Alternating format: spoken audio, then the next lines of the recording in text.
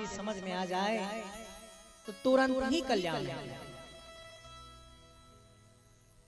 ये मन संसार के वासनाओं में भटकता है और संसार की वासनाओं में भटकने के कारण जिसमें मन को लगाना चाहिए भगवान के चरणों में, उसमें ना लगा करके दुनियावी सामानों में लगा कर राजा परीक्षित से भगवान सुखदेव कहते हैं कि राजन, तुम्हारे पास तो 7 दिन है, अभी बहुत समय है मुक्ति प्राप्त करने के लिए। 7 दिन। सूर्यवंश में एक राजा हुए जिनका नाम था खटवांग। ये भगवान रामचंद्र जी सूर्यवंश के राजा हैं। उनके वंश में एक विश्वसेन नाम के राजा हुए जिनके पुत्र थे महाराज खटवांग। एक बार देवासुर संग्राम हुआ तो देवासुर संग्राम में इंद्र के द्वारा महाराज खटवांग को निमंत्रण भेजा गया कि आप आइए और हमारे तरफ से युद्ध करिए। विष्णु पुराण में इनकी कथा है, वहां से आपको सुना रहा हूं।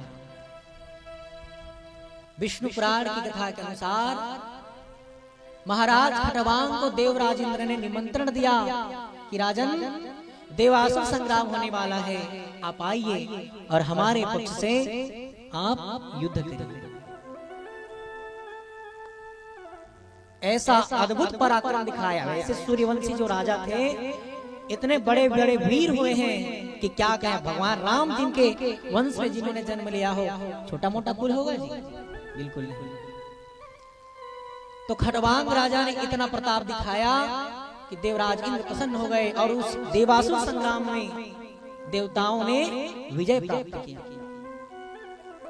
देवताओं के समय की काल गणना और हमारे पृथ्वी की काल गणना में बहुत अंतर है।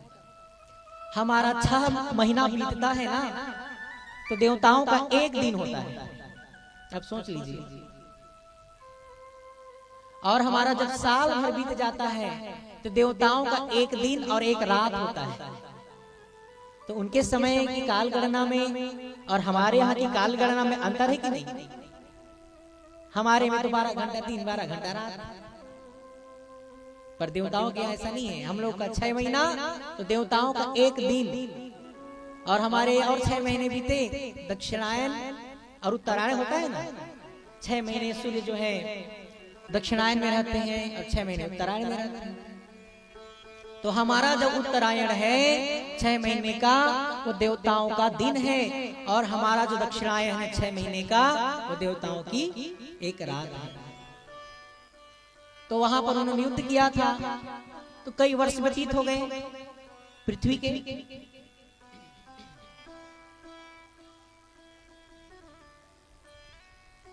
उतने तक तो पृथ्वी में उनकी जो आयु थी, जो उनको भोगना था शेष जीवन, वह जो है केवल 2 मुहूर्त, 2 घड़ी कहा जाए।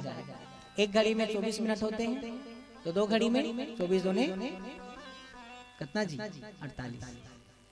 तो उनके पास केवल 48 मिनट ही था अपने आत्मा को उद्धार के लिए। इंद्र ने पूछा कि महाराज, मैं आपके पराक्रम से इतना प्रसन्न हूं, कुछ वरदान मांग लो। तो राजा तो ब्रह्म ज्ञानी थे, उन्होंने कहा कि नहीं, मुझे कुछ नहीं चाहिए महाराज। हे देवता, हे देवराज इंद्र, मुझे बस इतना बता दीजिए कि मेरी आयु कितनी बची। तो देवराज इंद्र ने पंचांग खुलवाया और गणना किया गया उनकी आयु का। तो बताया कि राजन, आपके केवल 48 मिनट जीवन के शेष हैं। तो राजा ने दिव्य विमान मंगवाया, उसमें बैठे और पृथ्वीलोक में आए अपने राज्य में, और सभी संतों को बुलाया, और उस 48 मिनट में ही उन्होंने अपने आत्मा को उद्धार कर लिया। ऐसा भगवान का भजन किया, ऐसा भजन किया कि जब प्राणांत था उनका तो सीधा बैकुंठ की प्राप्ति हो गई। श्राद्ध कर लिया। तो गया जी में श्राद्ध करने के बाद भी अपने पितरों का घर, वो केवल अपने पुत्रों की श्रद्धा को स्वीकार करते हैं। श्राद्ध का मतलब क्या है? जो अपने पितरों के प्रति श्रद्धा पूर्वक किया जाए वही श्राद्ध है।